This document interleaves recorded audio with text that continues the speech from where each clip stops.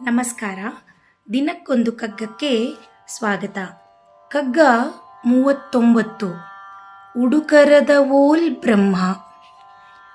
ಪುಸಿಯ ನೀಂ ಪುಸಿಗೈದು ದಿಟವ ಕಾಣ್ಬ ಒಲೆಸಗೆ, ಮುಸುಕ ತಳೆದಿಹನು ಪರಬೊಮ್ಮನೆನ್ನುವುಡೆ, ಒಸೆದೇತ ಕವನೀಯ ನೆಮಗೊಂದು ನಿಜ ಕುರುಹ, ನಿಶೆಯೊಳುಡುಕರದ ಓಲು ಮಂಕುತಿಮ್ಮ.